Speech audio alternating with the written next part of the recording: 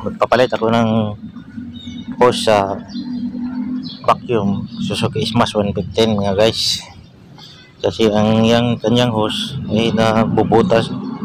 Kikita nyo mga guys, bubutas ang kanyang hose.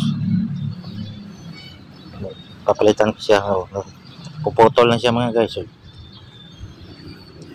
Kasi kung hindi nyo papalitan yung ganyang mga problema, yung hose na yan, vacuum hose sa Suzuki Smash 115 ay mahirap na rin yung motor na yan.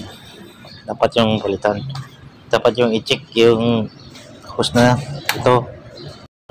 So, i-testing na natin o banda rin.